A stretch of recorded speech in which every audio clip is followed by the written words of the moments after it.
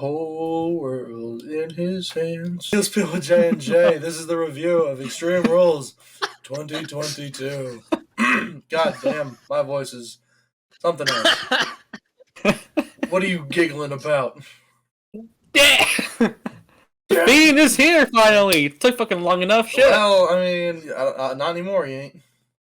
No, but was this the best return possibly ever? Possibly. I mean, it was so cinematic. It screamed Bray Wyatt. You know what I mean? It was awesome, dude. You see Vince, you give Bray control of his own stuff. Things happen. Not Goldberg things happen. Yeah. So, okay. I mean, it's crazy. Yeah, we're gonna spend. I don't know what order we're gonna do this. Are we gonna go like immediately into the Bray stuff? Because I think that's the best. Let's say let's do the Bray stuff, Pittsburgh or Yana, and then do match 1 through 6 or whatever it was. Yeah. Alright, cool. So yeah, so again about Bray stuff. Fucking Bray stuff. No, I would say Bray's return was done to a perfect T. Yeah.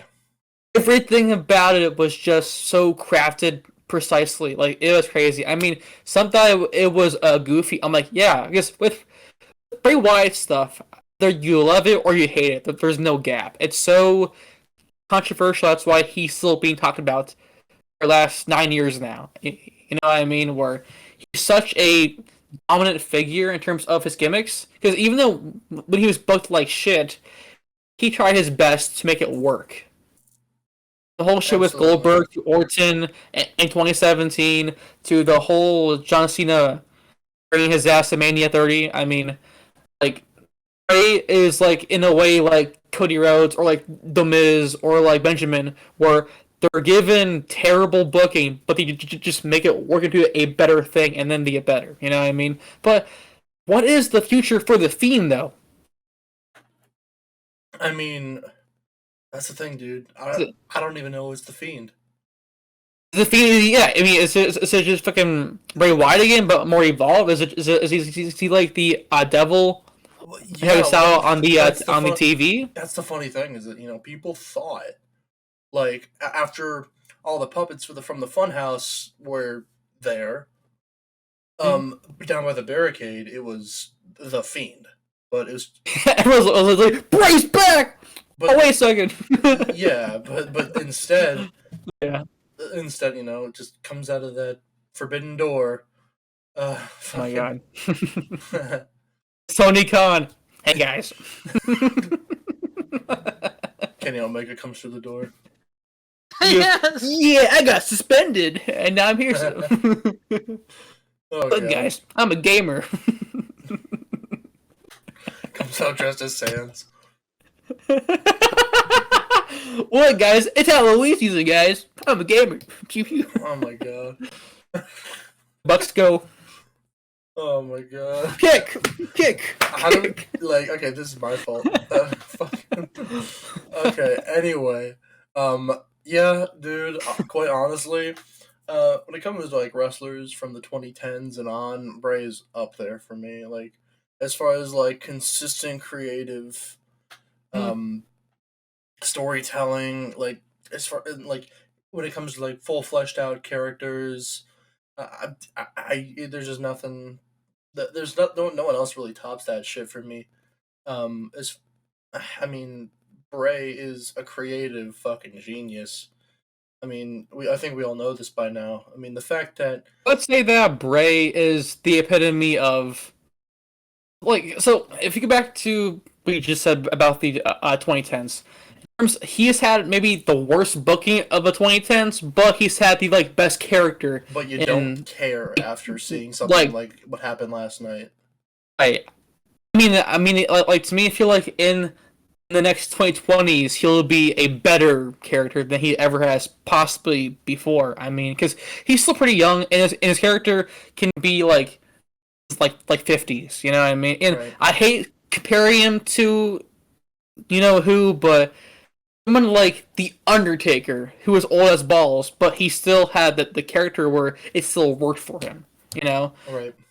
Now, look, there are two different people by a mile, but I'm saying the like similar ghost format can still work for long time. Like Sting is in his 60s, but he's still killing it, you know. So I feel like with Bray Wyatt, Something. it's really awesome.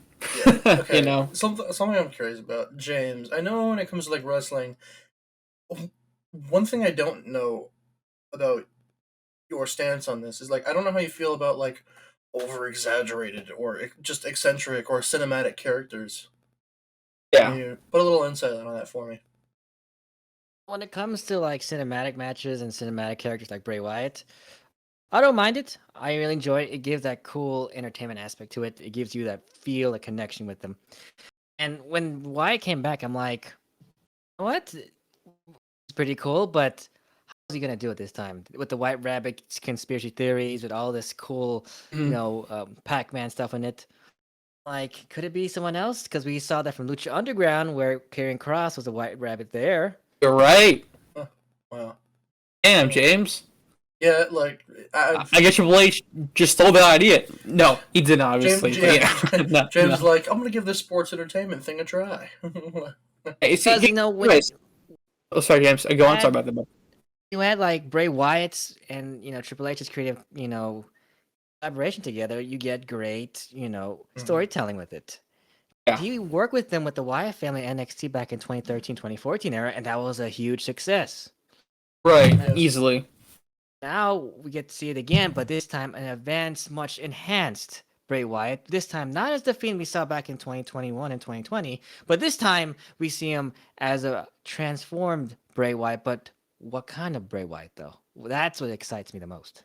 Yeah, Dude, like that is true. honestly, it's it's something we need answered, and a couple things. Number one, I know Justin. I remember you mentioning that you don't like cult leader Bray Wyatt. Like you were never a huge fan of it. No, no. To me, it was always good, but there was so much potential that we just never saw the day of light. When you lose every like big feud as well, it's hard to care about that, you know. Because Yeah. I would say besides like 2016, he was always the one that got the shit end of the shit by Cena, by fucking Cena for like the whole year of 2014 by Reigns during his big dog phase. He never won a Yeah, big feud. Ambrose, I think too. I mean, just like he won a few mid to not like he won some feuds as the guy, but he never got that like giant push because ever he won that belt at the chamber match in 2017, I was like, okay, maybe I can get more interested I was so again down for that too, but in like too. I mean, Then you RKO. know what they should have done instead is Randy wins the title in the chamber match, and then have Bray win the Rumble instead. Yeah, That, because honestly, and then like, just flip the result at Mania without the right, fucking but without the projected bugs on the canvas. oh my god, dude, that was retarded, dude. I thought that was so stupid. I'm Yeah, like, that is bad it's sports gross. entertainment. Okay, well then, just like Orton, just don't look at the ground. And also, it's Ah, a blank canvas. It's a projector, Randy. It's a projector.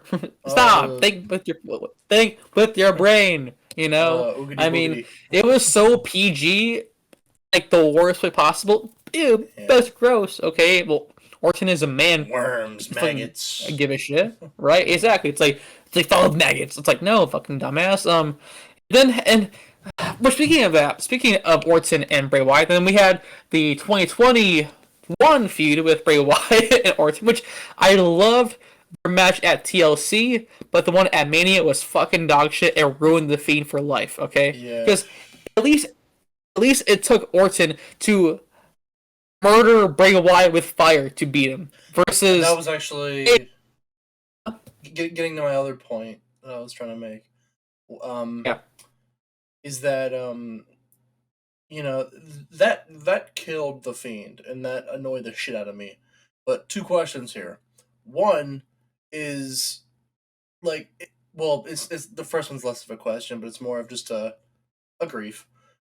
When what that grief is that like the Fiend was around for less than 2 years, and yeah, and oh my god, it I'm was just like horrible booking.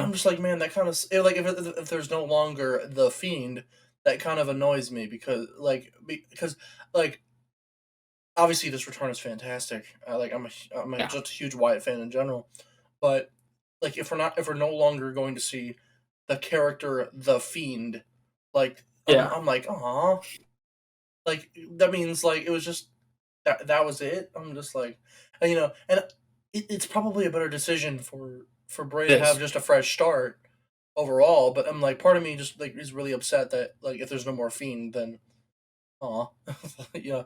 Got you there. My other part with that is um Alexa Bliss Oh, on I do Twitter. that Braun Strowman Bliss fucking Fiend Oh, triangle of and love thing was so WWE retarded. WWE acknowledged this on like Mhm. on their Instagram.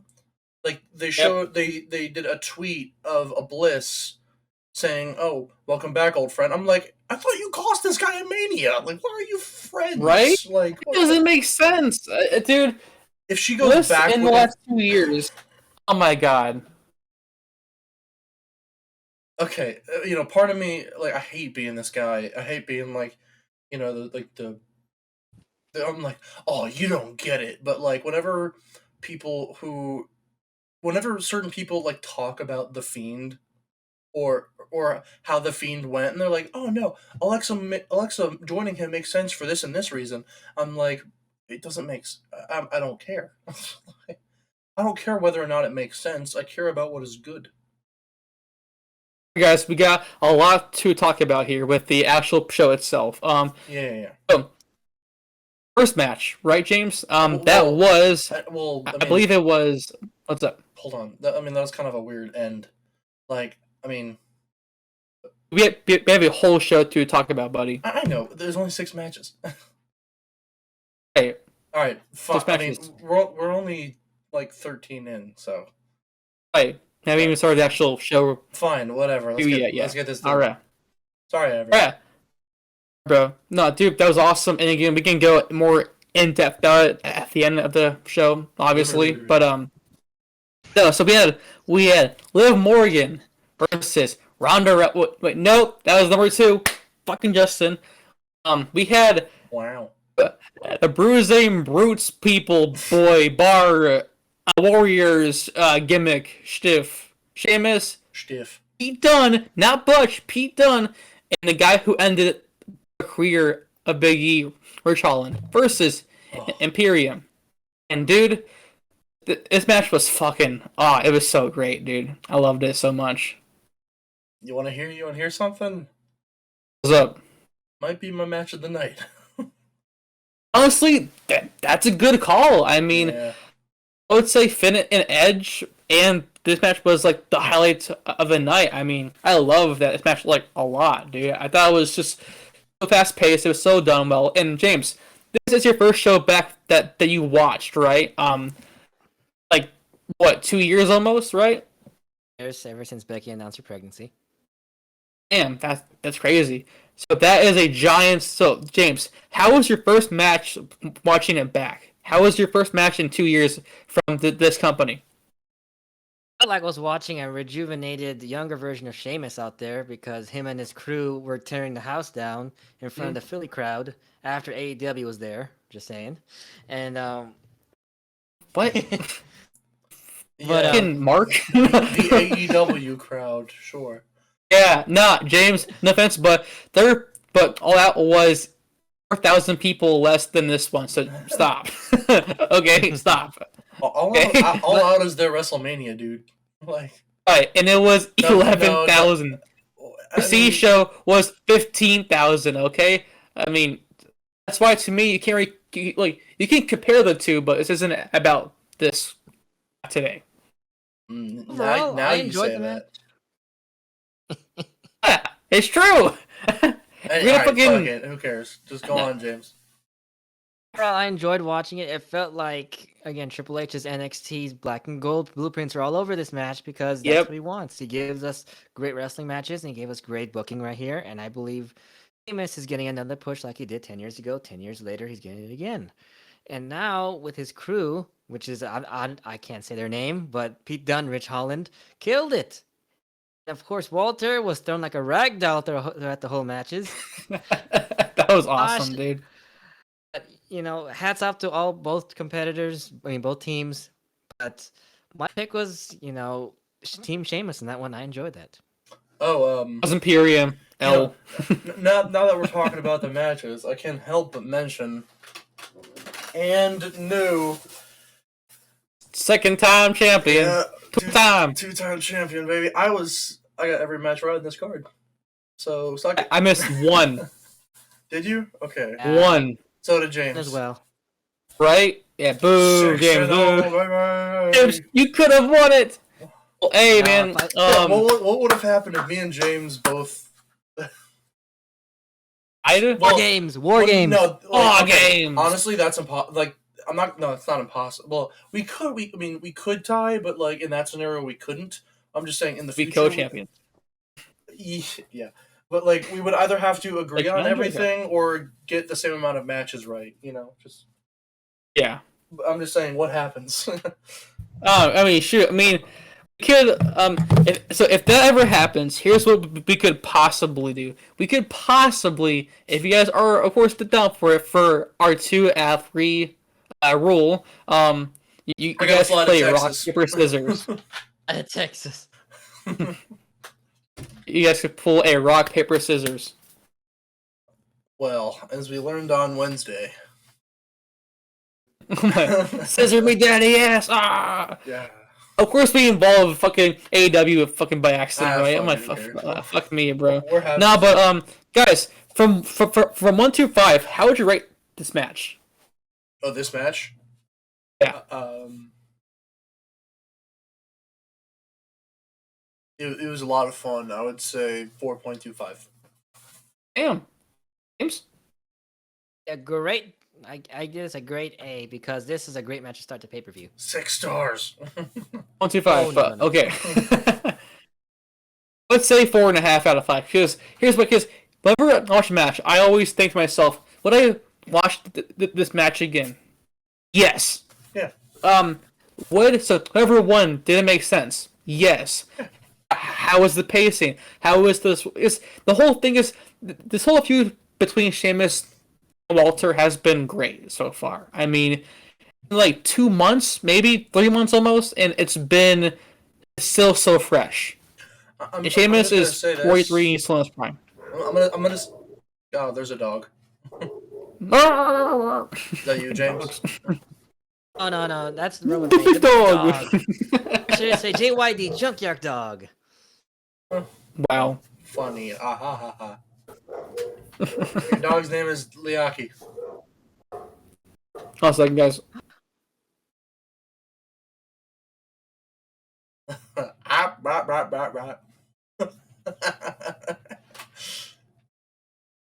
Back. Fucking. All right. Okay. All right. Good. Yeah, we're back. Is what it is. I'll tell you what. Like, putting this in the opener is smart. Is like if there's one way to get the crowd hyped up, it's with this kind of match. Yeah. It's way better than the other Donnybrook match. Dude, I would say this match, like how James said earlier, it was like a NXT takeover match. Here's why: the gap between Triple H and Vince is that Vince wants that swerve. I got you, bitch. You know what's sad is that even at his old age, Vince can't even do fucking Extreme Rules matches right. Oh my god, no, dude. Oh gosh. We had one last year with Finn Balor and Reigns, and we got that fucking. We had like a fucking magic. God helped Reigns win the belt back. I'm like, what the fuck, dude? That was stupid, bro. Fucking, I don't need Fish Balor. You did not. Yeah.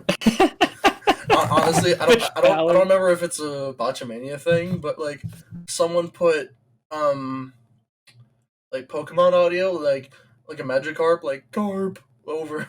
Yep. Over. That was Botchamania. Yeah, okay. The late great Botchamania. Like great. Oh no. But yeah, so again, the overall guys, it was a fucking awesome match. It was so hard hitting. It was so engaging, and I was never ever bored. It was just teams who want to just fucking kill each other. And even though my pick lost, I don't care about that. I found honestly, if I got every match wrong, as long as it was a good match, and I don't really care. But it was, dude, it was great, dude. You 4.5 don't want this title? out of 5 stars. I do, but like I also want a good show. I know. Okay. All right, boys. Yeah, hell yeah. This match ruled. Fucking awesome. Match number 2. Liv Morgan, your favorite Nolan, versus Ronda Rousey, former fighter in the UFC, in a Extreme Rules match. Oh. Extreme! She throws the weakest fucking chair shots I've ever fucking seen. I knew you were gonna say that, dude. I knew you were gonna. Nolan, you don't like Morgan, bro. You really don't like Liv Morgan, dude. It's funny. It's my biggest pet peeve is when I wouldn't say my biggest. It's just when someone is meant to look menacing when they can barely swing a chair. I mean, Liv is not threatening. Like, I'm sorry. Oh my God, Nolan. Fucking burying her, bro. Stop the bury. Stop the bury. God have mercy. Nolan. Before I'll push the Wyatt stuff to the side because she's being speculated to be in that group now because she was smiling as she passed out.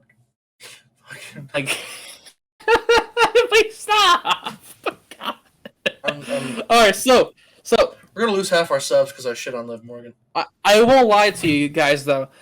It was not that hype for a match, but to me, it was actually a pretty good match. Yeah, despite all I've said, to me, it was by far her best match.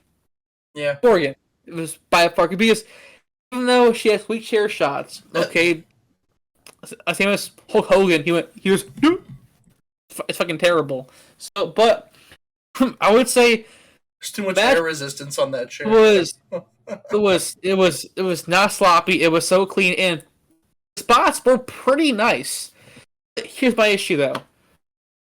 At times, like again, Ronda Rousey, a former champion in the UFC, Morgan, who is half of her height, half of her build, it's not believable to me. So I would say this was a 3.25 out of 5 stars. It was good. It just wasn't anything that I would watch back on. Right. James, what were your thoughts about this match? Honestly said, I actually messaged you guys in the group chat saying, "Can I skip this match?" Because again, like I said, she's not. No disrespect to her, she was great as a tag team wrestler. I said this in the group chat. She's a great tag team wrestler, but as a singles wrestler, I cannot buy into her. She's just not believable. Mid. Sorry, James. I mean, I'll be honest with you. I don't want to say I got the Eve. Like, I don't want to say that name. I don't want to say Eva Marie. Let's see, Eva Marie. I want to say. Oh, no, it's not even close. Okay, James, no. Here's the thing. Is it even close? Not CJ Perry. No. Okay. Oh. Here's my. Liv is not objectively bad at wrestling. She's just not convincing. Oh no. He is no James. Eva Marie did one move and then said, "Okay, I'm done." Perry just said, "Hey, I'm hot. Here I am." Morgan is actually good in the ring. She's just not your ideal The issue wrestler. is her booking. Her booking to me is the because look, I'm all for underdogs. But if you're if you're half of someone's fucking build, you're going to get rocked. Okay, so tell that story, but not too much, or you're a joke. Be with booking since her run as champion since fucking day one. Either has gone too far of a wimp or too far of a badass. No gap, and to me, it's in that middle. For instance, Bryan Danielson at first in 2010, he was the guy who got his ass beat, but he always put up a fight though against Sheamus, or someone like fucking dude. The prime example is Rey Mysterio. Watch any of his matches, he's never in control. It's always he has to bounce back, has to find ways to get out of holds, have to do his own moves. Like he is the pinnacle of like the GOAT for that kind of stuff. Morgan can do that. Is capable, but how they booked her into this little fake. Oh, I'm badass. I'm like, yeah, but you got your ass beat by Baszler every week for a whole month straight. Then beat her barely, even though you tapped. It doesn't make sense to me, you know. And to me, and also, how is Ronda the bad guy in this? No, it's because Liv is the good guy. Like, if you follow just what happened from Money in the Bank, Rousey had a big match. She had a long match too. She was beaten up. Morgan cashes in fucking case and gets lucky and gets her ass kicked by fucking Baszler a lot. You know what I mean? Yeah. So what is the fucking like? How is Liv the good guy? Here's my issue with face people with that briefcase.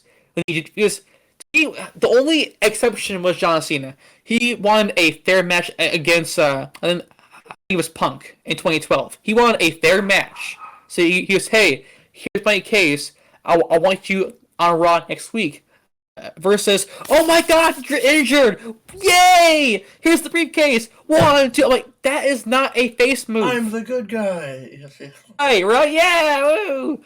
Like, so to me, like, again, the match itself was fine, but it's not anything that you would rush back on. You know what I mean? Right. It was like it had good spots, but those spots, you know what I mean, were very mid. I'm sorry. I mean, to me, they both looked good in this match, but it wasn't anything like wow. It was okay. It was fine. It was decent. Fine. It was okay. You know, and that's about as much as I'm willing to give it. So yeah. Me too. A lot to even talk about. If I'm being honest here. Yeah, but like I said, everyone, don't get mad at me. I don't hate Liv.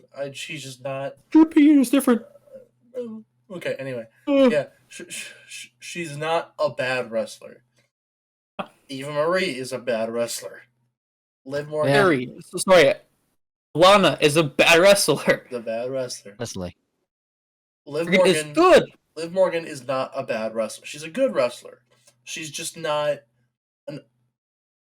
when it comes to like her image and just believability, she not so much. Like not to me anyway.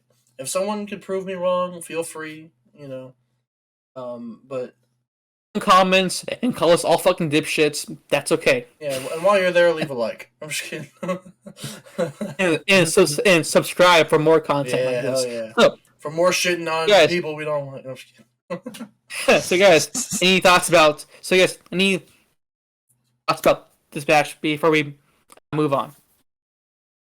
I think what's all said done. Alright. Like I said, that's all I'm willing to give it. McIntyre versus Karrion Kross in a strap match. Right. Not a strap-on match, a strap match. No, that's my kind of match. Hold up. Are you ready?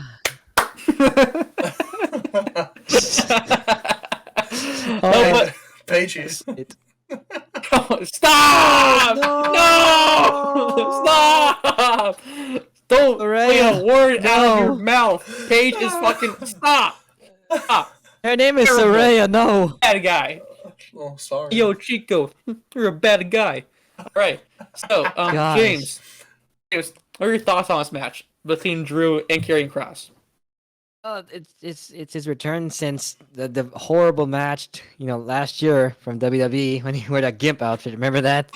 So, yes. This time it's better, and I'm happy to see Karrion Kross, wrestling under Triple H's umbrella, and he's getting the match that he deserves and he wants against Drew McIntyre. He wanted this match, and that's what he got. And we get to see, his creative process with Triple H's process, and we saw Kross be himself out there. So he wasn't forced to completely say, I gotta lose to freaking McIntyre within less than 2 seconds. So thank God for that. So overall, I love this match. It's one of my favorite matches of the night. So Kross versus McIntyre is my favorite one. Really? Damn. Wow. Wow. I think it's just because he likes Cross.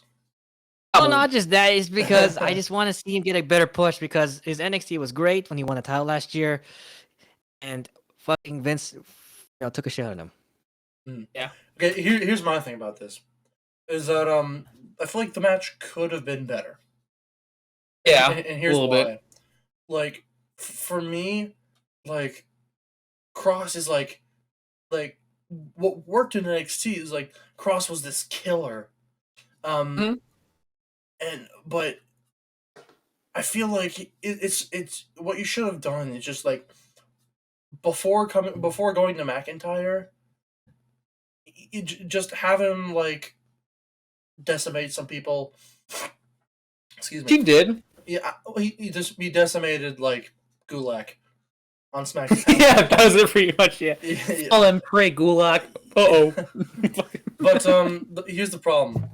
Because I like that was that was the biggest problem with Cross on the main roster originally, was the fact that he had new dumb music, he had his stupid outfit, Oh my god, yeah. he didn't have Scarlet, but now that we have all of those things now, in the fact that Scarlet missed her fireball, and then Scarlet had to get involved in order to help Cross win. I get it, you want to protect McIntyre, but I feel like McIntyre is one of those guys where it's like he's always gonna have momentum considering he beat fucking Brock Lesnar. Right, clean, right? Like 5 minutes. But I feel like you want to establish like someone new, like as like a dominant threat, like because Cross to me shouldn't be this guy who like he shouldn't need help to win. Like I get it, him and Scarlett are a package deal, but I'm just like I will only want her there for the entrance, not necessarily to help him win. You know what I mean? I would say have her like aid him, like give him a chair or like a table. You know what I mean? Yep. But instead, like to me, she was too involved where I was taken out of the match because I liked the opening spot, like when she too. Yeah, that was smart. I like that. That was awesome. Like we're crossed through the strap to the side. Yeah. Mm-hmm. And she grabs it. Yeah. To me, with Cross, look, this match was still very, very good, but it could have been great. Yeah. And honestly, to me, it didn't ever really hit the third step, the second gear. And to me, with Cross and with Drew, I'll give it 3.5 stars because it was so good, it was solid, but these two could have had this like slugfest, And to me, and I did love how they showed Drew's arm getting hurt. That was smart booking to me as well. But the pepper spray is what really bogged it down for me. I'm like, really? That's the finish? Yeah. Because it's so out of character. It's like demon chick. It's like demon guy. Just go. It was so good. They're like, yeah. They're like, well, the fireball didn't work. What's the next best thing? She goes, ah. Yeah. It'd been cool if Drew was like, yeah, so what? So what? I do cool. This happens to me all the time. Right, exactly, bro. But instead, he went ow, and then it went boof, 1, 2, 3, Cross wins, and I was like, look, good match. It could have been a bit longer, more intense, and the ending was what ruined it for me. So I would say 3.5 stars. It didn't ruin it. It bogged it down for me. Yeah. So I'll say. Just 3.5 is fair though. I like that. James, from 1 to 5, rate this match. Give it just a solid 4, honestly. Okay. Fall and suck. Dude, I love his theme song so much, bro. Oh, yeah. Because his new one entrances. Dude, fucking right? I mean, like, just seeing this carrying Cross was like, man, I miss NXT so much, bro. I mean, it was so great. Oh my god, it was so awesome, the last bro. Great thing to come out of there, yeah. guys, anything else before we move on to the next match? Thoughts, opinions, prayers. Fall and pray. Well, okay. Talk. Speaking of falling and praying, Oh wait, hold on, real Bianca quick. Belair versus Bayley, Real the quick. Raw Women's Championship. The funny thing about James saying TikTok is that, like, you know, it doesn't go TikTok an hourglass. It's sand. Like, it's not like he brought a grandfather clock with him. You know what I That's mean? true. Yeah, that's true. But, yeah. I'm gonna count you down. Go. Why is every like evil spooky character to you like a fucking 1920s gangster? He's a fucking hourglass. Hey, buddy. Like your voice for Cross is also the same you do for Danhausen. I'm a bad guy. I'll break Every bad guy is just a 1920s gangster to you. It really is though, dude. Okay. shit. Anyway, yeah, Bianca Belair versus Bayley. It was good. I liked it. I thought it was very good.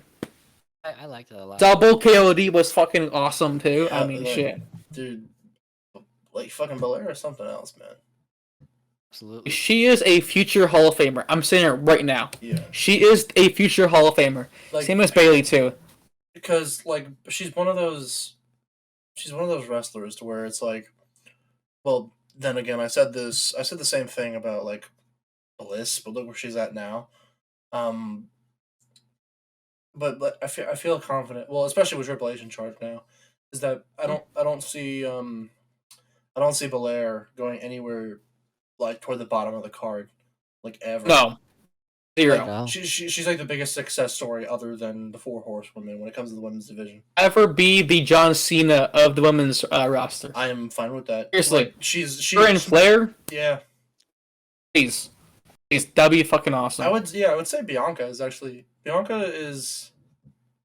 I would say probably like the Cena of the women's division, and She should be, yeah. And Flair is like the Orton, I would say maybe. I would say Flair is like The Flair. Roman Reigns. But yeah, Yeah, Roman, yeah, where she just gets belts for her reigns for all that crap. But she's so good, so she earns it, you know. And Belair is the hustle, loyalty, respect person, blah blah, you know. So it's cool. But I would say this match was 4 stars. I thought it was, dude. These two have awesome chemistry, and bro, you gotta appreciate the inside joke between Bayley and Michael Cole. Boo! Fuck you, Cole. It was so funny, bro. I love it, dude. It's so goofy. It's just so awesome, bro. Really. It's fucking funny. And I'll be honest, like, part of me just like I'm like, because we had mentioned that like this is probably the most unpredictable match on the card, just as far as as far as results go, and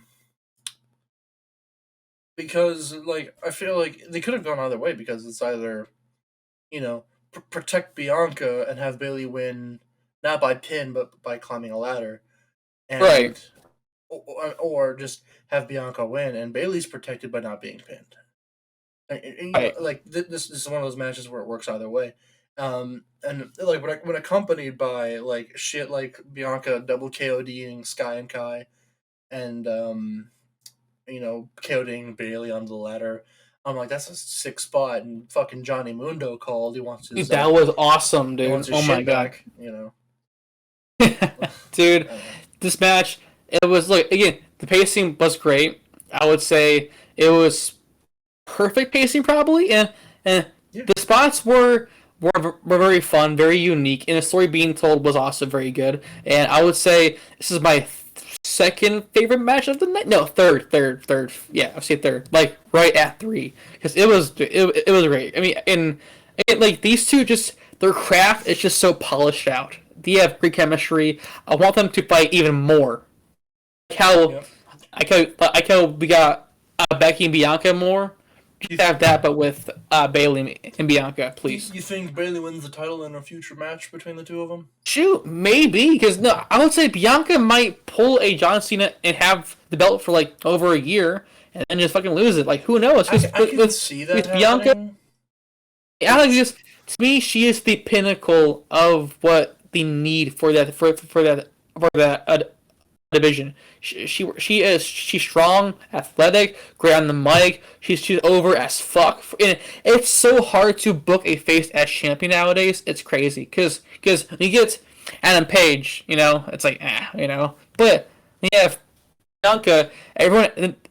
Yes, she's booked like a champion and as a actual good face champion, and that's hard as hell to book properly. Any company.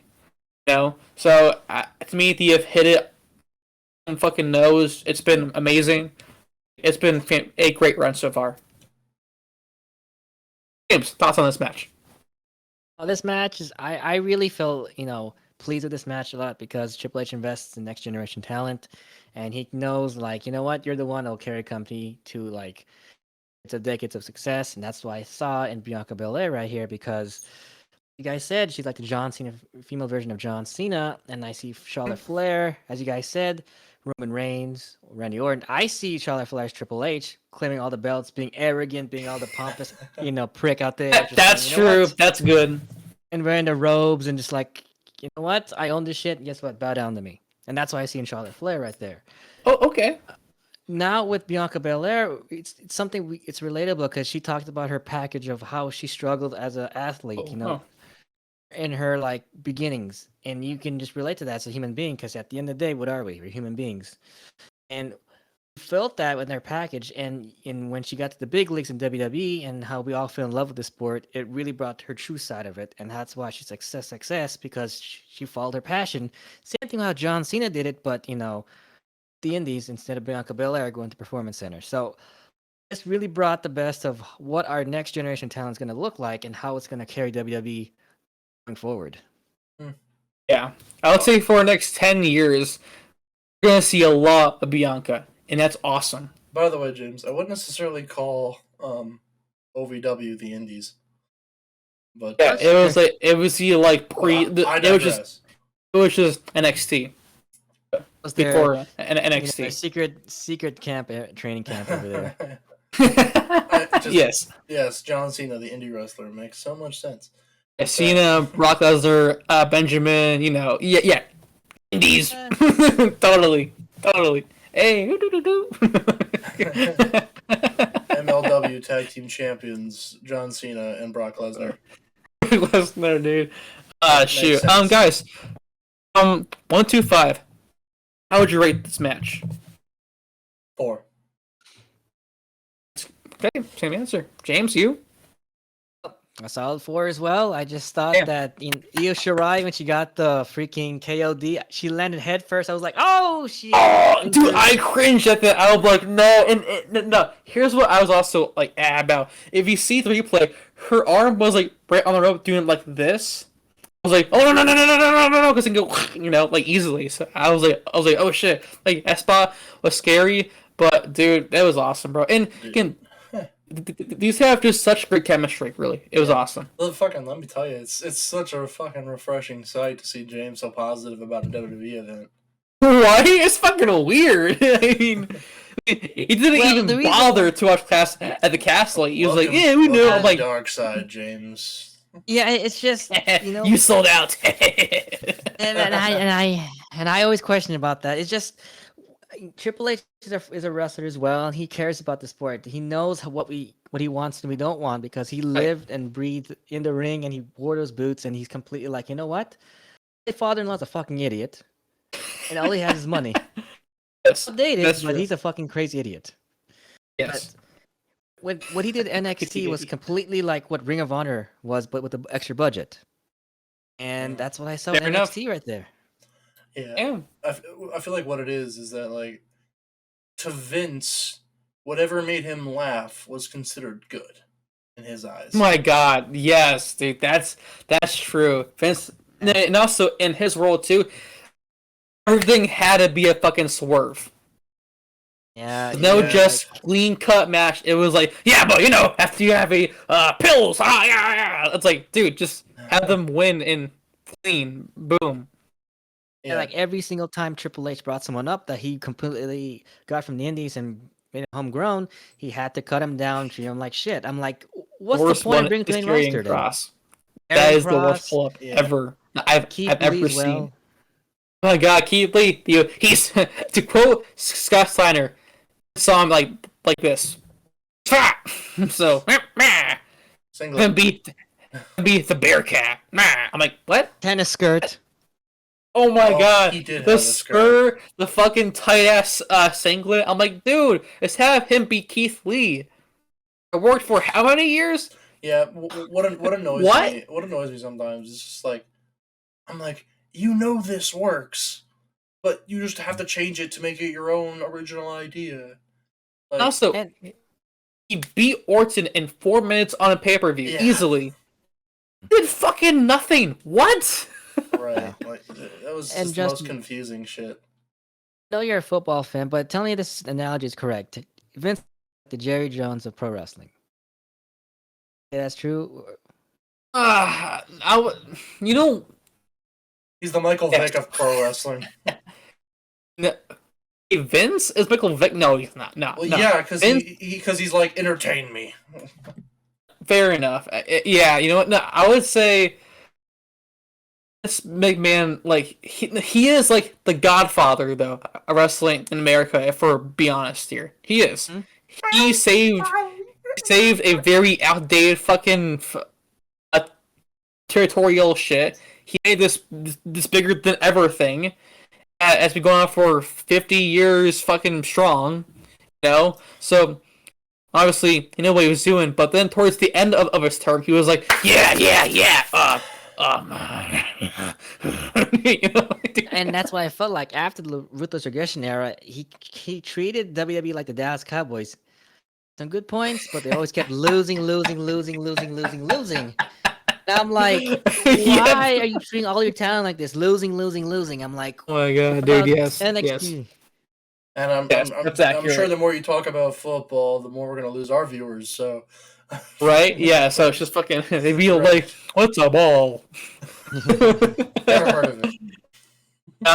No, I'm just kidding, guys. They're just like, okay, but like, I'm here for wrestling.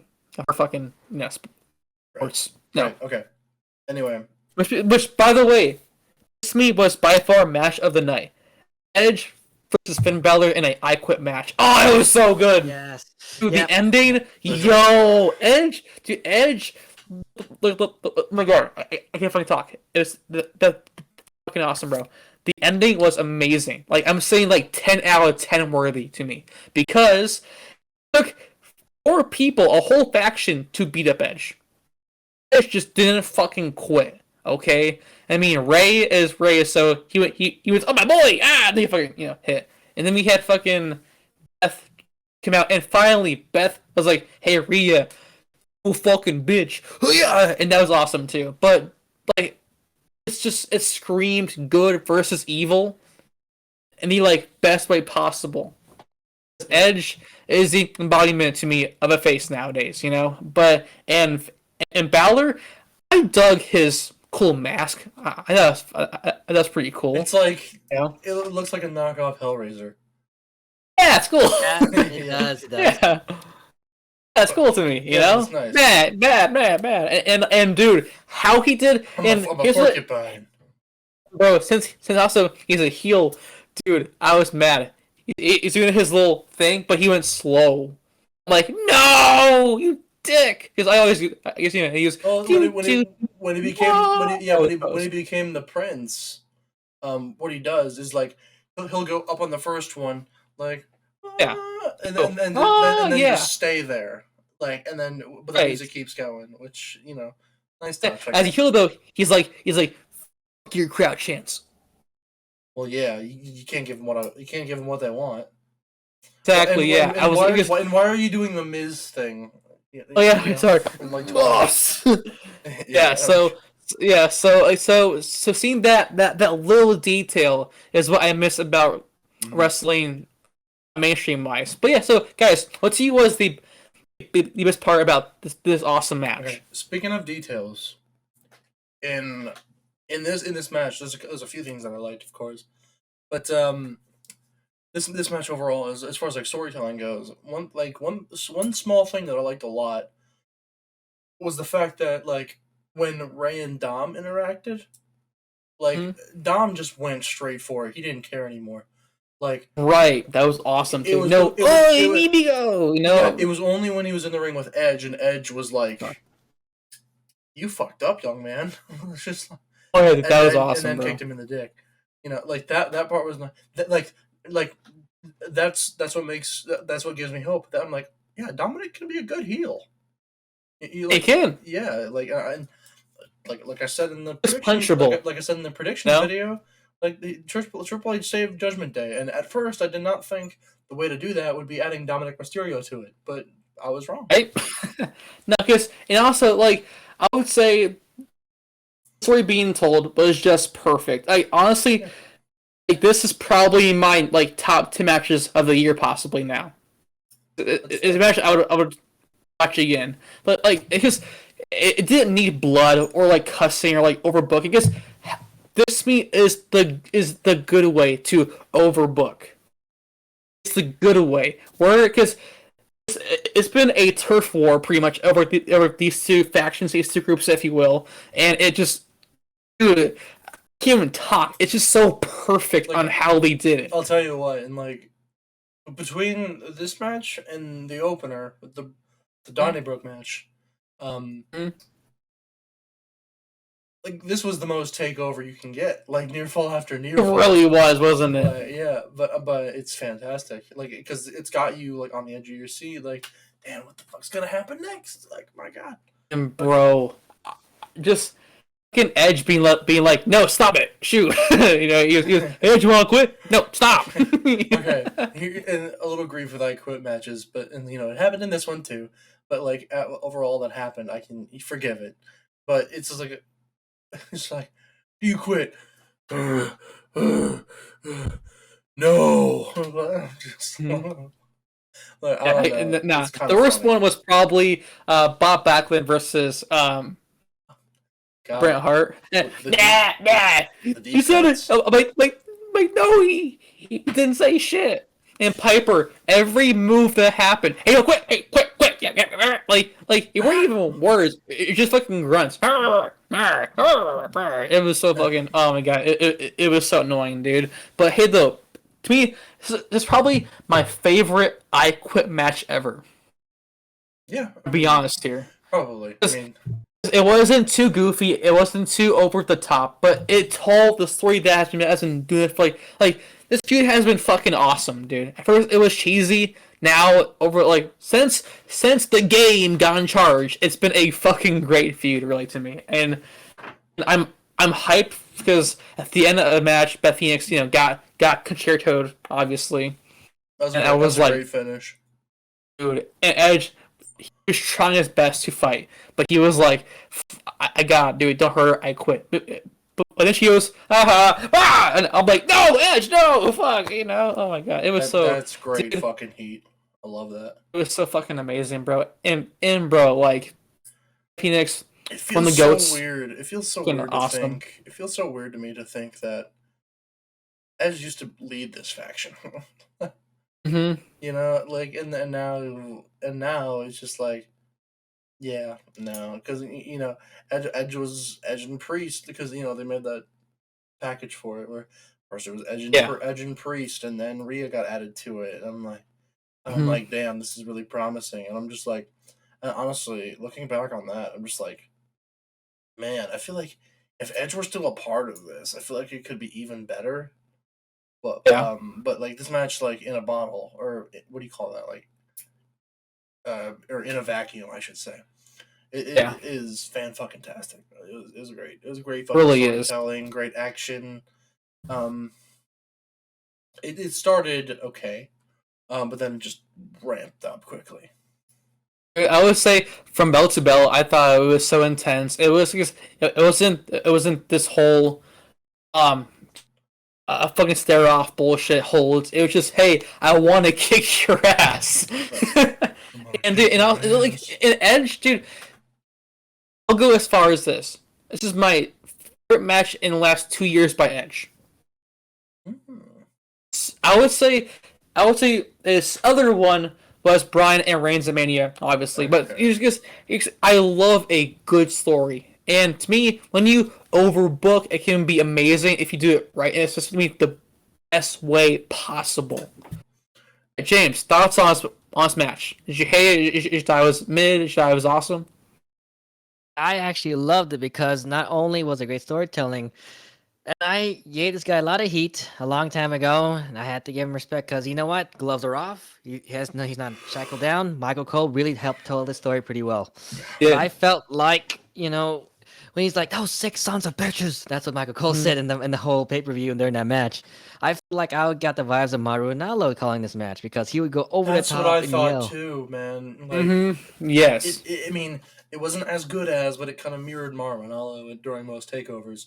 And dude, Michael Cole, like probably like one of the best parts of Triple H now running the company is that Michael Cole does not have. I'll tell you, it must have been a good day in the office when Michael Cole found out Vince was retiring. Say it. Okay. Yeah. It's boss time. And like probably my 4th favorite I Quit match, but number 1 I Quit match of all time for me would be Johnson and JBL because it was so personal. That was good. This one is also personal as well because it hits home where the heart is. It's something that they built together. When they turned on him, and he's coming back to kill him. And and then with Cena and JBL again, it was so personal. They talked to each other. They talked about each other's family. They talked bloody as fuck. About, it was bloody as hell, and they ended it at Judgment Day. No pun intended. Yep. In 2005. Right? Yeah. Ah! I think Smart. My favorite I Quit match, I believe it was on SmackDown, actually. It was Ray and Chavo. Okay. Oh, yeah. yeah. On my knee. Right? Yeah. That one? That was awesome. My daughter, That was a good Aaliyah. match. To me, Chavo has always been awesome in the ring. But, he was obviously foreshadowed by Eddie. Of course. Yeah. Absolutely. No discredit to him, though, obviously. No, Eddie is still one of the best of all time easily, but Chavo to me deserves more credit. I'm just saying. Dude, Happy birthday, Eddie Guerrero today. Oh, Sir, that's right. woo. Happy birthday. We miss you. And no, so Nolan, what to you was the best part of the match, though? The best part. Dom getting his nuts kicked. I'm just kidding. Dom is so fucking punchable. It's up there. Like, well, yeah. But honestly, the finish. I love the finish. Like Edge was selling the shit out of that, and like that's like one of the most real looking concertos I've ever seen. Beth fucking, She did the dollar spot, but a year later.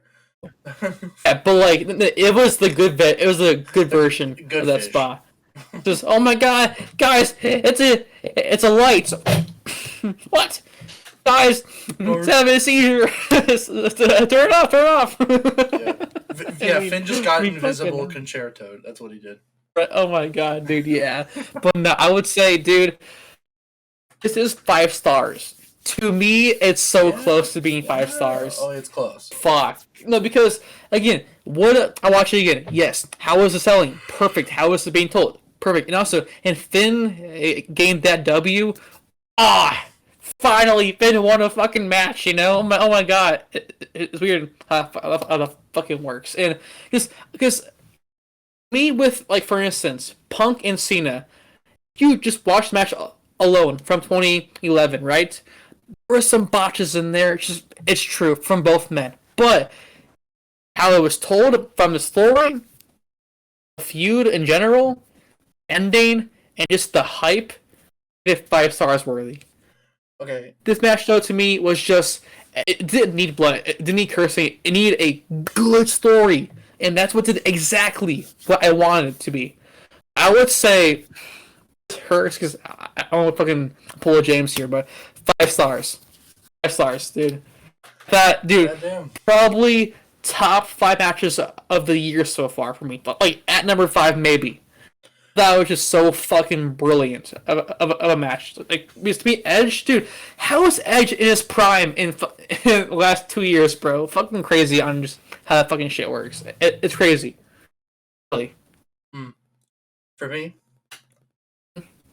4.5. Yeah, that's fine. Yeah. Makes sense. Because as Sorry, much as I love the last 5 minutes, it was very like stop, start, stop, start, stop, start. Yeah. Like this is happening. Wait a second. Now this is happening. Wait a second. Now this is happening. As opposed like it's one of those things where it's like man, this is really fun to watch, but it kind of like it takes you out of it to me. Well, no, Gotcha there. I wouldn't say it takes me out of it. It's just like, and I'm just like, I'm like, okay, like I shouldn't be anticipating. It just should just be happening, you know. Like, Gosh, there. but like the finish is. Mwah. I would say this though. I get what you mean by that. But to me, it's like if you get punched, you should fucking sell it. No, I mean, No, well, because not exactly. I'm saying like I'm saying. Oh, okay, well, how would you like? So can you like go more in depth with it? You know, I'm not sure if I felt volume as you. I said, well, you know, I don't think I can, but it just part of me is just like, nah, it's not 5 stars. It's just like, I Gotcha. because okay, you know why it's not 5? You know why it's not 5 stars? Is because Why? like I said, my match of the night. Well, you know, in terms of storytelling, it probably is 5 stars, but it's just like just overall quality. It just took a second for it to get going. You know what I mean? Gotcha. It's like there was a lot of crowd fighting. You know what I mean? Yeah. Like I feel you know, obviously, you know, it makes sense, but it's just like I feel like that just dragged on for a little too long. I got you there. I don't know, Yeah. but it's all right. Maybe down at the end of the year I'll have it like 4.5 for all I know. But for the meantime, though, I think it's just fucking perfect because in terms of what I want to see in a match, is look, in a match I do like kicks and flips and all that bullshit, but I love a good story more than anything. By the way, we are at a minute 3 or an hour 3. Yeah. We're going for a minute. I'm James. 1 to 5. Rate this match. Well, after watching this, great story being told to us and seeing good versus evil and this great fight ops, and I have to say I gave it a 4.5 stars because this one, Okay. it was just like you said, told from top to bottom who the good guy is, who the bad guy is, and like all the extra factors I brought into it. And what made it more better was, like I said, Michael Cole completely acting like the main roster Mauro Ranallo all over again, completely pouring his heart and soul into this match. Down the line, I feel like this feud is over, and that's what I feel like kind of break my heart when I don't used to like face each other again in the future. Well, I don't think it is over because No. why else would they have? It's getting attack more Phoenix? intense now. It's getting more I feel like intense it's now. over it now. No. Well, no, because why would they attack Phoenix? Right. Oh. And Edge said I quit, but because his wife got fucking murdered in the ring. I mean, right, like it's gonna go now even more hectic. It's gonna build more on that. Now Yeah. it's like James. If you watch a movie and like John Wick, dog gets shot and dies, right? And you go, well, that sucks. He went, hey, I'm fucking murder this whole fucking mob now. So it is the catalyst, the ultimate part of the feud now. So sorry, it's the climax, if you will, to the next portion of the feud. Fucking Nolan, fucking. No, but sorry, I'm tired. Bro, you're good, bro. I guess any last thoughts before we say the main event? Ooh. All right, well, guys, main event time in a fight pit match. Okay, Seth freaking Rollins versus Matt Riddle. I love the RVD gear. I love it. Oh Me my too. god! That was funny. I'm like, you asshole. Oh my You god! fucking asshole. I'll go last for this one. This match was alright, but I feel like it was rushed. Oh my god, dude! I thought it was mid as fuck, bro. I'm sorry, dude. It was, I didn't like this match. You didn't Didn't like like at all. You didn't like it. I liked 2 spots, but Well, I'm sorry. okay. I feel like Go on, guys. The problem overall with this match is because people were just waiting for Bray. You know, it's just like it was kind of hard to pay attention to this match. Fucking not because it was bad, because I don't think it was. It had me just itching. You know, fucking Dude, I like how the fight pit looks. It's me too. It's unique. You know, That form to me is fucking goofy as fuck. That to me, I don't know. Like to me, just have them go in a cage match. But it's a sense of danger. I feel like I like it. Yeah, but me, here's why I thought it was. If you were to if you just like to have both of them fight on top of the cage, I would rather not Rollins hit a buckle bomb off the top of the cage, because people are like fucking dies. I beat you. Ring the bell. No. Before I trash on this match, guys, just please, see you in positives. 3 stars. You know, that's about it. Like, this pay-per-view had a strong finish, just not its main event. You know. Oh. I had to give it to you, Justin. It's actually a mid match. I feel like it was just like a filler match for the main event, because, like Nolan said, people waiting for Bray Wyatt to come in, and that's what they got. That's true. And also, I expected Daniel Cormier to at least interject and be with Seth Rollins. That didn't happen. I mean, he pushed him on the cage and said, "Hey, don't fucking do." Like, to me, he was the highlight, because he was like, "Hey, don't fucking touch me." I'm like, "Hey, look, he actually has common sense." You know, because I remember it was like I thought that was awesome. You know.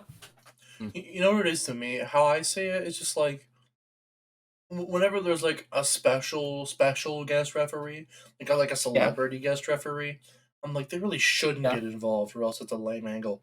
But I know, but that's the thing. I feel like the only reason Cormier was involved is not because he likes Rollins. It's just because it'll be fun. Who cares? It's like it's like when Kurt Angle did the fight pit between Thatcher and Riddle, and when Jarrett was the referee at SummerSlam. Oh, yeah. Oh my god, yes. Yeah, it's just why not, you know? Yeah, it's a why not thing, and not like, let's do this for storyline reasons. But very, very well, like, with that being said, I do think it could be Cormier versus Rollins for the U.S. title. That's in Saudi Arabia. Dude, that would be a fun fight. No, but let's say that there was one positive. Matt fucking Riddle is crazy. He did the fucking flying bro. It was a fucking senton. Like, my god, dude. I was like, I'm like, Matt, why would you have to stop, dude? Matt, you're gonna get injured. Look, here's how Orton hurt his back so horribly. Years of fucking bumps from his RKO. Riddle, don't go on that same path, please. Oh, that was so hard to watch, bro. I mean, look. Besides that spot, though, I won't lie to you, dude. I was so fucking bored. I was trying so hard to care, but it never left first gear. It never left first. Look. Here's what: when you have no ropes in a match called wrestling, Rollins is known for his shit off the ropes. Same as Matt Riddle. Rollins isn't known for his combat, or for his fucking suplexes. He is known for his high, fast, fun spots. They involve a rope or some rope bounce back. But all that's taken away from him. He did a lame ass frog splash while he was climbing. He did. It was horrible. It was so bad. He's like, well, I'll make this work. No, dude, look, they tried, but I told you guys this. It wasn't gonna be good because there's no ropes. The pacing is always... Look, I'm not saying that it's fake, but it's not an actual hand-to-hand combat match. So don't fucking... It never is good. It never is anything great. It always either bad, goofy, or okay. Never amazing or great. Yeah, here's the thing. Not only like this isn't a like it's already a fake wrestling match, but now it's a fake UFC match. Yeah, it's like stop. Yeah, like and yeah, right. Like it's kind of like beating a dead horse, Yeah, with this one. I mean, like to me, like it was smart to have this as main event because again, everyone knows on how you end a pay per view, not start it or even like the middle of it. It's how you end it. Now everyone will say, "Oh yeah, I love when Bray came back." Not, "Oh yeah, that shit was horrible." But fucking Rollins and Matt again, they tried their best to make it work, but dude, the fake punches were so look. The worst thing, look, the one is like, look, if you watch any match, hide their they're stomping on the ring and punch the guy, but this one it was like, look, the chops were great. It had some strong moments in this match, but the pacing was a whack. Rollins' strong suit is not this. Okay, Matt's strong suit is this, but it's fake, so it can't actually like fucking beat his ass. So it was so wonky. I give it 2.5, 5 stars maximum, maybe 2 stars. Because look, one spot was great, but past that, I thought it was so fucking lame, dude. It was really lame. Mm. Here's the thing. If this match actually, if they didn't go full in with the UFC theme, like you can have this match, you can have the stipulation. I don't to me, like, not having the ropes there is not a huge limitation, I feel. But what it is it like what annoyed me was like when the match kicked off, Rollins trying to go for ankle picks and Hmm. like Riddle, like it's like an actual fight. It's like it's not a wrestling match. They're not grappling. They're like Right, they're fighting. yeah, like yeah, like it's just like, well, this kind of sucks. But I do feel that like this had to have been the main event because I'm because it feels like, oh, this big spooky structure, it's got to finish the night off, Probably, yeah. which makes sense. I get that. um but like I feel like if this match just delivered a little bit more, Yeah. like it could have been like right, like because like but again, this is not the thing that people were worried about. Like, but so like, is it bad that this match is forgettable? Yeah, but to me, Riddle won, and I think that's Right. fine. Um, but like as opposed to their match last month, it was just didn't live up. Yeah. No, honestly, bro, like, I fully agree. I feel like feud was so great, but wow, what a miserable ending. Like, I'm sorry, but like, everything that I knew happened, and that dumb spot. Look, I love high spots, but dude, for the sake of your health, it's totally your choice to do the spots, hundred Fuck, percent. man. But Like, it wasn't worth it in this fucking match. Okay, and you see it wasn't worth you it. see spots like that, like when Rikishi did a leg drop off the top. I'm like, yeah, wow, your spine is fucked. Like, Yeah, fucking, nah, dude. You were still getting like the match wasn't that good, so why do it then? yeah. Like I mean, they're like, it okay, we wasn't. gotta pop the Look, crowd somehow, which I'm not a fan of. Because like that'll it was fuck just. you up. That's not safe. Again, was the match horrible? No, but was it anything good? That's debatable to me. I mean, James, what were your thoughts on this match? When I first saw Seth Rollins gear out, I was like looking at that '90s Sub-Zero from Mortal Kombat. So I was like, hey, look, it's That's Sub-Zero. funny. Wait, it's Seth Rollins. Or RVD, like you guys said. But Yeah. I agree with He you did the whole 100%. fucking Seth freaking Rollins thing too, which is kind of funny. ECW town, but I was like, I had to give this match honestly a 2.5, honestly, because Yeah. I Yeah. was really not invested to it. Do They you had think a it's good build up. worse? Do you think it's worse than the Live match? Yeah, by a mile. By Oh. a mile. All right then. Dude, because at least in that match, it made sense. The spots were good, and the pacing was a lot better, bro. You know what? I'm Look, curious Nolan, because it was way better. I'm curious though. If you were to go back and watch the match now, knowing how the no, because watching this one, you're just in anticipation for Wyatt instead of actually paying attention to the match. I'm curious if you go back and watch this match, is it any better? I don't know. Oh, dude, honestly, I already knew that Bray Wyatt was gonna come back, so I was like, you know what? I just want to watch some good matches because to me, here's what I see as I'm paying $10 a month for Peacock, right? So I want the best matches possible for what I'm getting. You know what I mean? And to me, they were all like that. So I was like, you know what? These all have been great. Hopefully, I'm proven wrong in this match. Because I know wasn't what you're saying. ever like skip. Like I get your logic, but it's just like you're telling me like this entire match you weren't wondering where Wyatt was.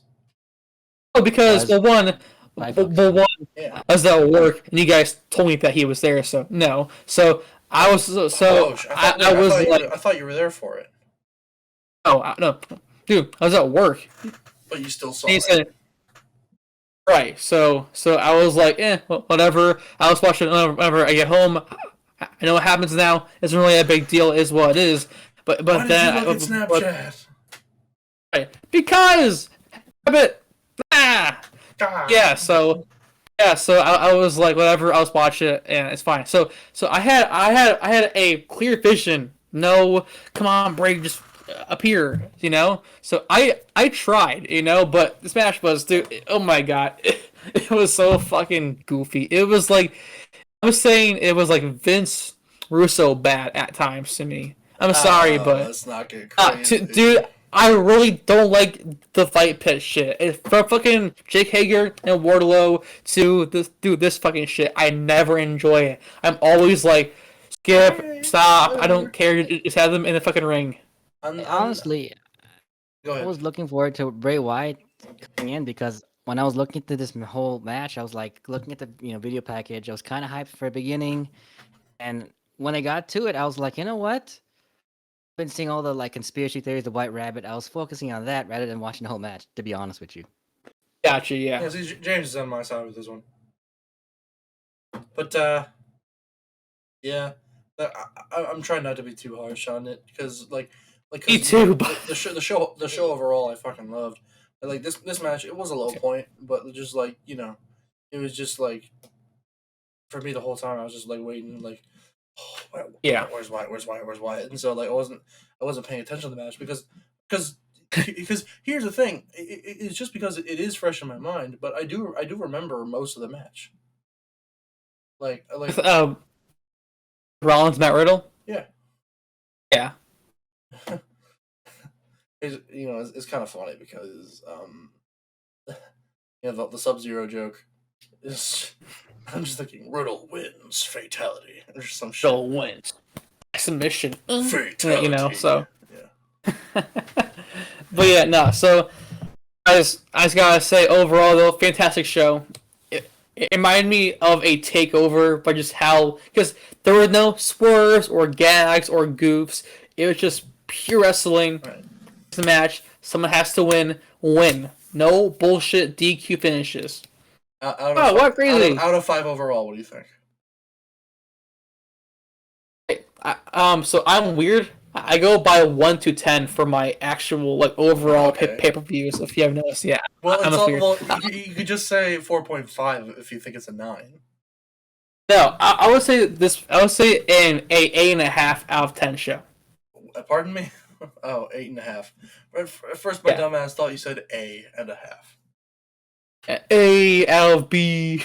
Yeah, like what the fuck? No, I would say let's say it was a great show from top to bottom, but the main event was really bad to me. Okay, I thought it was just so gimmicky, and I didn't like it at all, dude.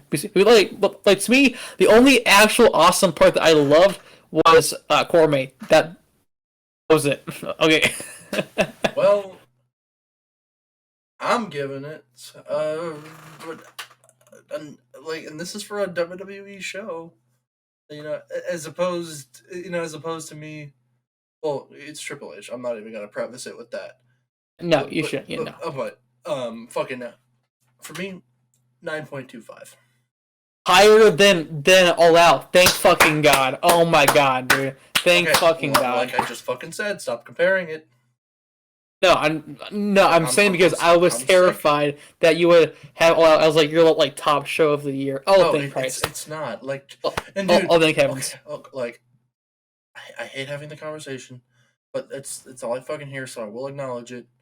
Fucking, what was better, MJF returning or Bray Wyatt returning? And I'm like, Bray Wyatt by a mile, Bray dude. Wyatt, Okay, yeah. Like, yeah. We all knew that MJF was gonna come back, but the Fiend, it was like, oh shit, it's like reality just kicks in, Yeah. The whole cinematic nature of it all. Perfect. I fucking loved it, man. Like, fantastic. James, what do you think? I had to be. No, I'm not A gonna 3. Oh no, that's too harsh. Yeah, but the 4, it was okay. It's not Impact, so. All right.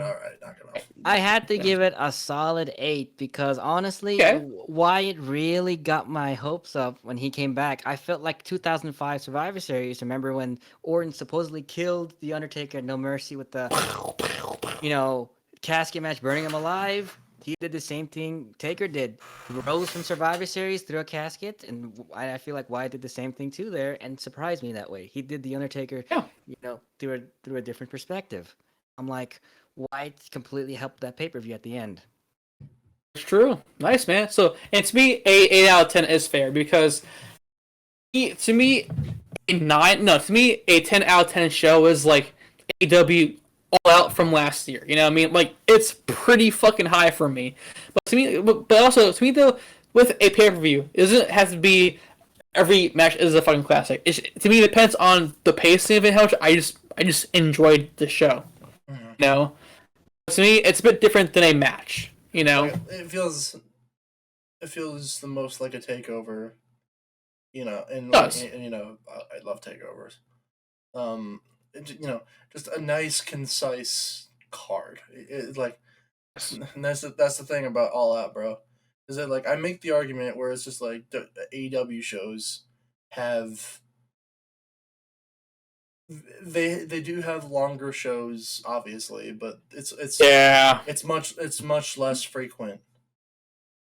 But man, 14 matches just killed me, bro. Yeah, bro. I'm good, man. I'm like, stop. Right. Yeah, I'll take it. Go ahead. Fucking Mark. No. No. Messing with you. No, because here's my issue though from these fucking fans. Okay, whenever they had the same amount of matches at Mania, the biggest show of the year with more people in the crowd easily, the problem because it's a problem. But then Khan does it, and it's like, yeah, but you don't get it. It's like, no, I don't like 10+ match cards in general, no matter who's doing it, Vince or TK. I don't care who's doing it. To me, it should be like. Also, this issue also with a Dynamite, they have a lot of big matches. Half that shit could have been on Dynamite. If I'm being honest here. Well, yeah, and how that goes for me is just like, you could have a banger match like Swerve in Our Glory versus the Acclaimed.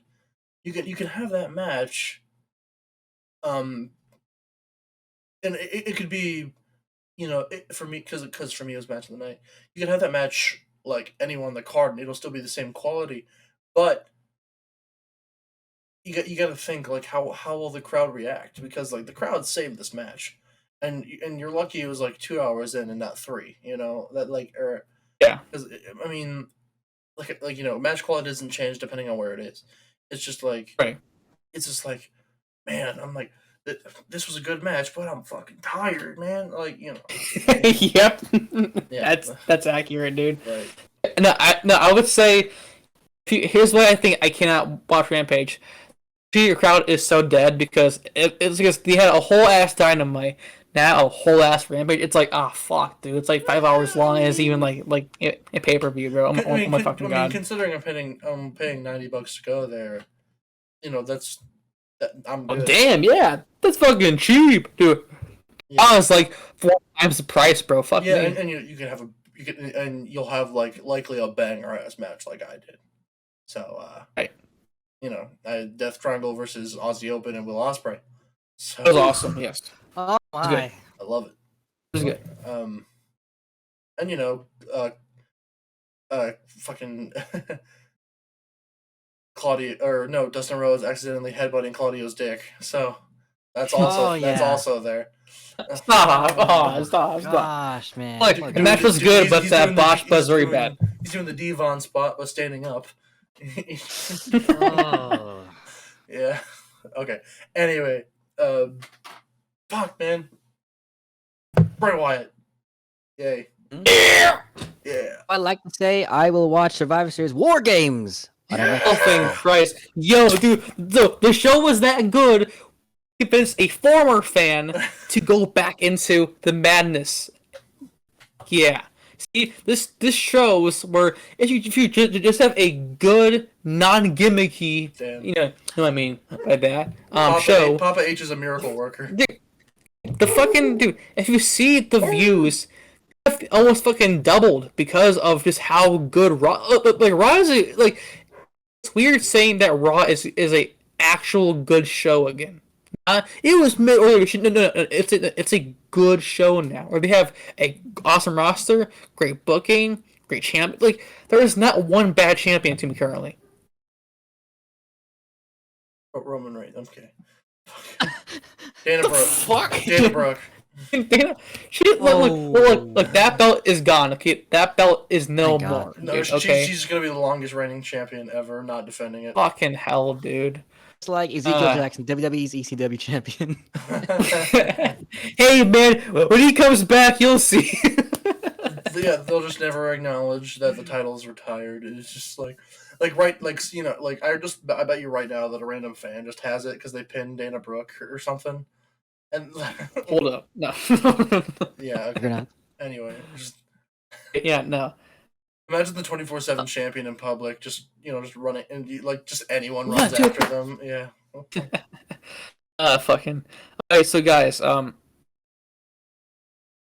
Bray Wyatt the best return possibly ever? Ever. Ever. It's up there, and like I just said, I don't like comparing moments, but the other big one in recent time, and I'm not talking about Punk. Because I feel like I feel like it's a completely different scenario. But Edge. Oh, dude, Edge, dude, I shed a fucking tear, bro. I shed a fucking tear. But I feel like the Wyatt one is. I feel like the Wyatt one is better. Wow. It's just like. I don't know about that one, bud. Okay, here's my reasoning. Is that like. Everyone, the complete shock factor that Edge coming back, came with. Easy. Like fucking, it's a fucking phenomenal moment, and I'm really fucking excited for what happens next. Right. I can't wait to see what happens next. But fucking right, Wyatt, I have been anticipating this for so long, and because now we're getting what we want. I'm just more and more excited as yeah. Like okay, and here's my thing, which could be very much a hot take. I feel like when it comes to like characters, Edge and Bray are some of the best, but like Bray, as far as like mystique goes, as far as like you don't know what's going on all the time, like I like that a lot, and this and to me this return is fucking perfect. It was perfect, and like it's partly the reason that like I gave it such a high rating overall. Gotcha. Yeah, no. I will say for me, it saved the show because when you have a bad main event, it's like, well, that was a fucking stinker. but it saved that because now it is now a match. It'll be overshadowed by the awesome return. And I would say, as far as turns go, one that made me cry the most in terms of just being happy. Punk. Sadly, CM Punk. Okay, He didn't age well at all. But man, dude, I'm telling you, he works with children. dude, I was like, there's no way that. So I remember I got off work. It was 4 a.m. I didn't even check my phone yet. First thing I saw on my YouTube page was CM Punk arrives, and I was like, it's fake. No. Pressed it. I hear a song. I'm like, no. He walks out, poses, and I was like, no. No way! But then he talked, and I was like, it's real! It's real! Dude, dude, I'm telling you, man, I was a fucking fanboy fucking loser for that night, dude. I was that fan crying out doing this. I was that guy, but in my car at 4 a.m. after fucking a long ass shift. I was so fucking happy, dude. Yeah, this is one thing that annoys me about just the IWC is that no one's a hater until a week later. You know what I mean? I see what I did there. I see what I did there. Thank you. It's accurate though. Dude, these fucking people online don't like anything. Okay, that's why to me, here's why I love Vince. Just in like some aspects was that he was like, look, no matter what I do, you're gonna hate me for some reason, so fuck you, you know? Yeah. And to me, and same thing for Triple H. He's like, look, guys, here's what is selling, here's what the overall people do enjoy. And look, views don't lie. Audience buying your and they spell disaster for you and sacrifice. The math does not lie, folks. Sorry, I had to. I fucking had to. Funny, nah, dude, you're good, bro. But yeah, it gets me. Look, people in the comments. Remember the comments. It's either it's awesome or it sucks. There's no gap, you know. So and with me also, it's like, look again. What is selling the most? How are the views doing? How is your audience growing? And to me, that shows if it's good or not. Versus, hey, Bob Jones said that fucking Bray Wyatt is terrible. Okay, so look. If 1,000 people say that someone sucks, you have 2.5 million others that think that it's at least good. You know what I mean? Because I see people who are like, man, Punk was like the worst. I'm like, okay, well, 2011 proved otherwise because I was the highest fucking shirt sold, CM Punk. I was the fucking shirt sold in fucking 07, John Cena. You know? So a lot hate people who are big because they're fucking popular. Just how it is. You know? Right. You have 1 million followers and have the same amount of haters. I mean, it's just true. I mean, like, but fucking, I've known people who thought that Hulk Hogan was horrible. I'm like, yeah, but during that time period, he made wrestling to what it is today. If he sucked ass, there'd be no fucking Mania, you know? Mm-hmm. Right. Token a bad guy, that's up to you guys. But okay. He did his job well. Yeah, we gotta wrap this up, ladies and gentlemen. We do. It's been a long ass show, guys. It is bedtime. I'm fucking. Yes, sir. All right, guys. Any last thoughts? Moment. Wait. Actually, hold on a second. James, our sponsor. Our sponsor is by Zane McBoss. He is big on Twitch. Is he paying Facebook. us? I'm just kidding. Of course he is. Twitch, huge. He's Twitch, Facebook, Instagram, Snapchat, everywhere. Follow him, even on YouTube. Follow Zane McBoss because he's that dang great. Wow, what a promo. But yeah. Anyway, everyone, fucking Extreme Rules. We wrapped it up in a nice little bow.